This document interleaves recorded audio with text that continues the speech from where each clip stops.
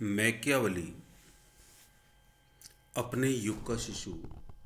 मैं Kaushal Kumar, assistant professor political science, Babu Shobharam government arts college Alwar. Machiavelli अपने युग का शिशु है। कुछ विद्वान मैकियावली को अपने युग का श्रेष्ठ सारांश कहते हैं। तो मैकियावली अपने युग का शिशु से तात्पर्य कि यूं तो हर विचारक अपने युग का शिशु होता है, क्योंकि प्रत्येक विचारक पर अपने युग की परिस्थितियों का प्रभाव होता है और उन्हीं परिस्थितियों से प्रभावित होकर ही वह अपने विचार प्रतिपादित करता है। तो मैकियावली भी अपने युग का शिशु है और मैकियावली पर भी अपने युग की परिस्थितियों और का प्रभाव है।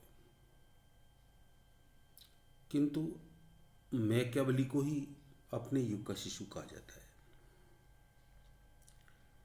क्योंकि अपने युग की परिस्थितियों का जितना अधिक प्रभाव मैकियावली पर पड़ा,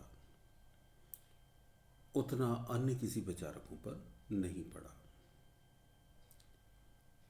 सभी राजनीतिक विचारकों के चिंतन पर अपने युग की परिस्थितियों एवं प्रवृत्तियों का प्रभाव पड़ता है, किंतु मैकियावली के चिंतन पर यह प्रभाव इतना अधिक मात्रा में पड़ा कि डनिंग ने उनके बारे में कहा है, यह प्रतिभा संपन्न फ्लोरेंस वासी संपूर्ण अर्थ में अपने युग का शिशु था।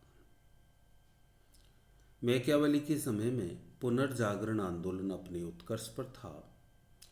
पुनर्जागरण आंदोलन ने एक ऐसी बौद्धिक संस्कृति को जन्म दिया था जो दैवी कृपा के स्थान पर पुरुषार्थ के महत्व को स्वीकारती थी और मनुष्य को अपने भाग्य का विधाता मानती थी।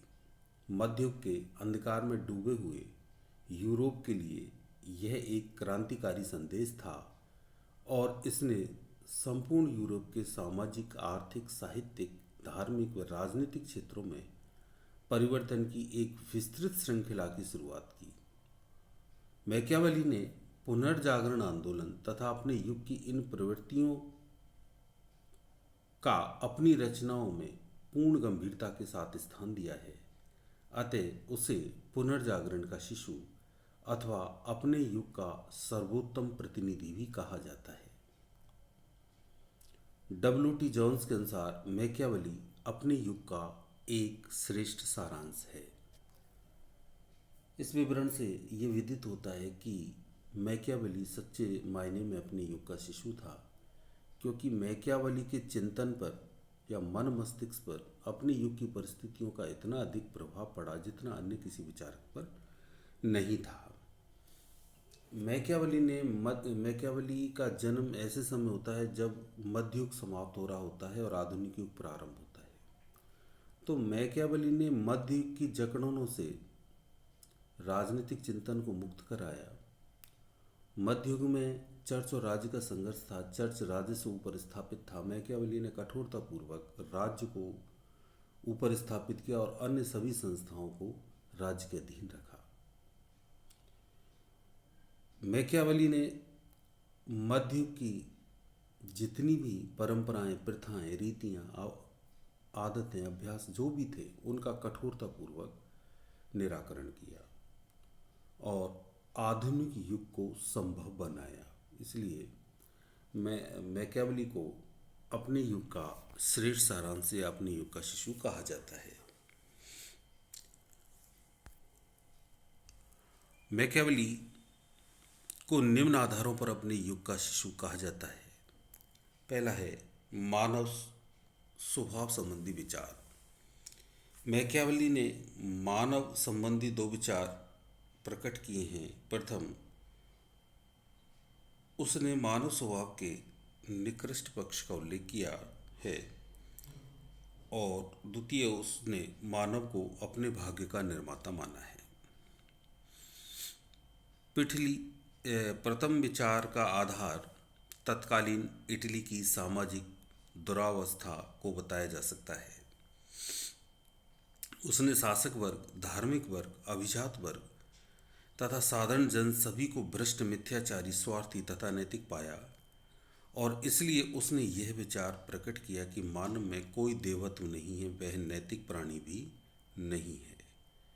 किंतु मैकियावेली ने पुनर्जागरण के प्रभाव में मानव के प्रति बौद्धिक व तार्किक दृष्टिकोण भी अपनाया।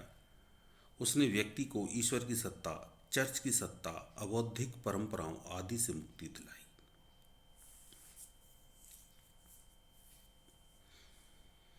उसने मनुष्य के पारलौकिक जीवन के स्थान पर इहलौकिक जीवन को महत्व दिया।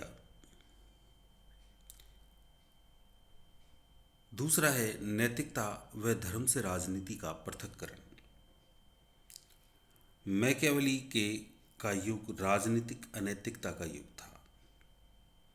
उसने अनुभव किया कि तत्कालीन पश्चिमी यूरोप में शक्तिशाली राजतंत्रों का उदय राजनीतिक धूर्तता, षड्यंत्र, चालाकी आदि के साधन अपनाकर किया गया था, और स्वयं इटली में भी राज्यों की आपसी राजनीति में अनैतिकता का चलन था। मैकियावेली ने सभी वर्गों के व्यक्तियों को भी अनैतिक आचरण में लिप्त पाया। अपने इस अनुभव के आधार पर उसे ने नैतिकता व राजनीति के पृथक्करण पर बल दिया।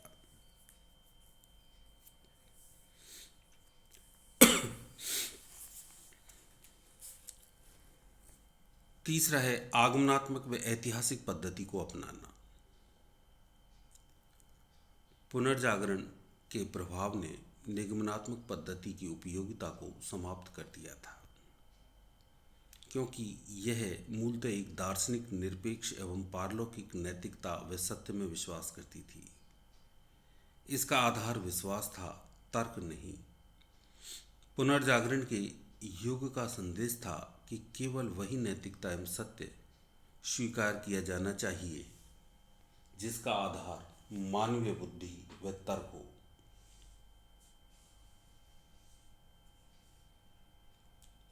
वस्तुतः यह युग आगमनात्मक व ऐतिहासिक पद्धति के पक्ष का युग था। मैकियावेली ने अपने युग के अनुसार इन्हीं पद्धतियों को अपनाया।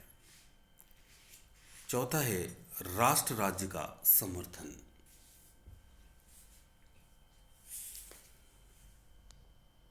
तत्कालीन यूरोप में पवित्र रोमन साम्राज्य अथवा चर्च के नेतृत्व में संपूर्ण यूरोप के राज्यों के संघ की धारणा का अंत हो चुका था। पश्चिमी यूरोप में शक्तिशाली राजतंत्रों की स्थापना के साथ ही राष्ट्रीय भावना का विकास हो रहा था। सामंतवाद तथा चर्च के कमजोर होने पर यूरोप के विभिन्न राज्यों की जनता नस्ल, भूगोल, संस्कृति, आर्थिक हित, भाषा आदि के आधार पर संगठित हो रही थी।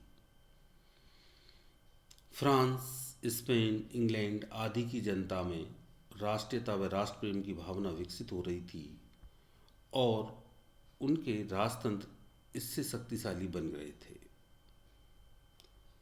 इसी आधार पर मैकियावेली ने राष्ट्र राज्य का समर्थन किया था। वह जानता था कि उस समय इटली छिन्न भिन्न था, और वह चाहता था कि वह भी एक शक्तिशाली राष्ट्र बने, और उसने राष्ट्र राज्य का समर्थन किया, जो आधुनिक युग की अवधारणा है।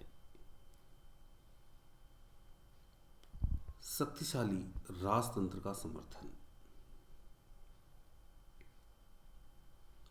मैकियावेली के समय में यूरोप के प्रमुख राज्यों में निरंकुश व शक्तिशाली राजतंत्रों की स्थापना हो गई थी। इंग्लैंड, फ्रांस, स्पेन इसके प्रमुख उदाहरण थे। इन राज्यों में राजनीतिक व धार्मिक सत्ता पर राजा का नियंत्रण स्वीकार लिया गया था।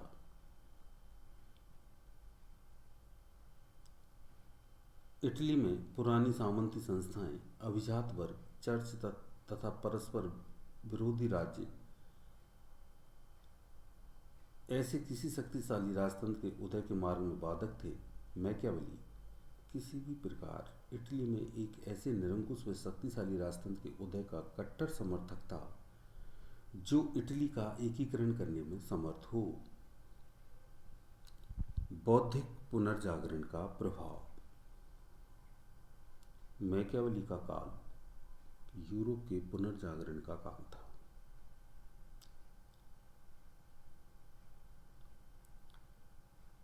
अर्थात प्राचीन यूनान व रोम की जो बौद्धिक एवं तार्किक ज्ञान परंपरा थी वह पुनः स्वीकार की जाने लगी। पुनर्जागरण ने जिस बौद्धिक चेतना व उत्साह को जन्म दिया उसने मध्ययुगीन चर्चवादी विचारधारा को पीछे धकेल दिया। यह माना जाने लगा कि व्यक्ति स्वयं अपने भाग्य का निर्माता है। मैकियावेली की विचारधारा में वे सभी तत्व प्रवेश पा गए जो पुनर्जागरण के आंदोलन की देन थे। मैकियावेली ने चर्च, अबुद्धिवाद, पारलौकिक जीवन, शाश्वत नैतिकता आदि की धारणाओं का विरोध किया और बुद्धि, तर्क व इहलौकिक जीवन को ही सत्य माना। अगला है इटली की दुरावस्था। मैकियावेली के युग में इटली सामाजिक, आर्थिक, नैतिक एवं राजनीतिक दृष्टि से अत्यंत दयनीय स्थिति में था। संपूर्ण इटली 5 प्रमुख राज्यों में विभाजित था और ये सभी राज्य एक दूसरे के विरुद्ध युद्ध एवं षड्यंत्र की नीति अपनाते थे। इस स्थिति में स्पेन एवं फ्रांस के शक्तिशाली राजतंत्र इटली की आंतरिक राजनीति में विभिन्न रूपों में हस्तक्षेप करते रहते थे और रोम का पोप अपने राजनीतिक स्वार्थों की पूर्ति के लिए इन बाहरी सत्ताओं को प्रोत्साहित करता था। परंपरागत सामाजिक व धार्मिक संस्थाओं का पतन हो चुका था और वे प्रभावहीन हो गई थी। सामाजिक व राजनीतिक जीवन में नैतिकता का स्थान स्वार्थपरता, छल कपट, धूर्तता, शक्ति एवं हिंसा ने ले लिया था। इटली की इस दुर्दशा के कारण उसका आर्थिक विकास भी अवरुद्ध हो गया था। अतः उसने अपनी रचनाओं में इटली में एक ऐसे शक्तिशाली एवं निरंकुश राजतंत्र की स्थापना पर जोर दिया जो इटली की आवश्यकताओं एवं महत्वाकांक्षाओं की पूर्ति कर सके। अन्य प्रमुख विशेषताएं जिनमें पहली है मैकियावेली ने राजनीतिक निरंकुशवाद का समर्थन किया है। वह शक्ति की राजनीति को सर्वोत्तम मानता है। दूसरा है मैकियावेली ने राज्य की सर्वोच्चता का सिद्धांत प्रतिपादित किया है कि सबसे ऊपर राज्य है और सभी संस्थाएं राज्य के अधीन है। उसने साध्यों की प्राप्ति के लिए राजनीतिक अवसरवाद का समर्थन किया है। चौथा, मैकियावेली ने अपने युग के अनुसार यथार्थवादी दृष्टिकोण अपनाते हुए राजनीति का आधार बुद्धि, भौतिकवाद व धर्मनिरपेक्षता को स्वीकारा है।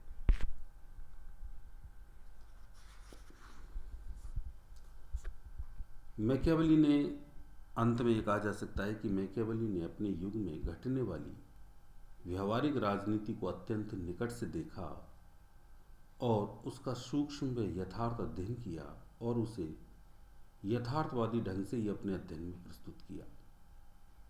मैकियावेली के राजदर्शन और उसके युग के प्रभाव की घनिष्ठता को ध्यान में रखते हुए सेवाइन ने मत व्यक्त किया है कि वह सही अर्थ में इटलीवासी था और यदि उसने अन्य देश या अन्य काल में अपनी रचनाएं लिखी होती तो उसके राजनीतिक विचार भी भिन्न प्रकार के होते।